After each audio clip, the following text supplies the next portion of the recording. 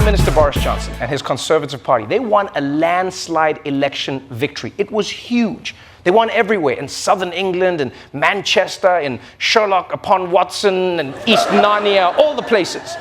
Basically, between Boris and Ed Sheeran, 2019 was a good year, especially for British people who look like they're from the year 1326. It was a good time.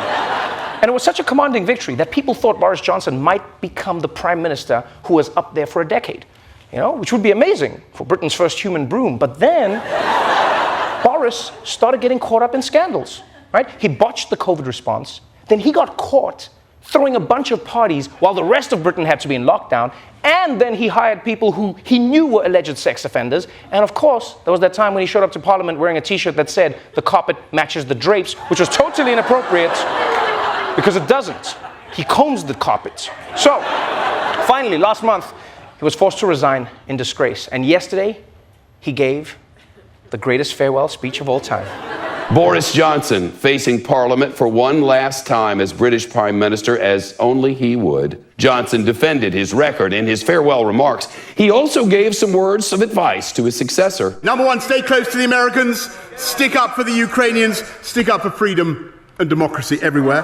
Cut taxes and deregulate wherever you can to make this the greatest place to live and invest, which it is. Focus on the road ahead. Focus on the road ahead, but always remember to check the rear view mirror. And remember, above all, it's not Twitter that counts. It's the people that sent us here. Mr. Speaker, I want to thank everybody here and hasta la vista, baby. Thank you.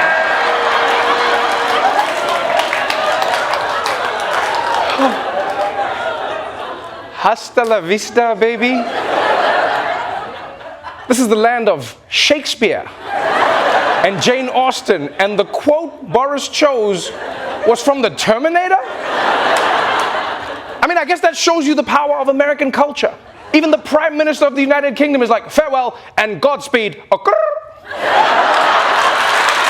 most ridiculous thing ever.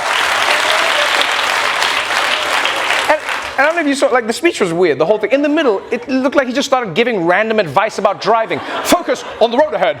Always check the rearview mirror. And remember, it's not a hit and run if you drive away slowly. All right?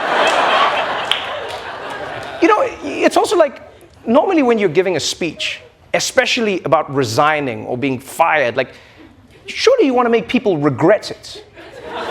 Like, when you give the speech, you want people to go like, oh man, have we made the wrong choice? They're leaving. Like, remember with Obama, right? When he gave his farewell speech, even racists in America were like, maybe he was one of the good ones.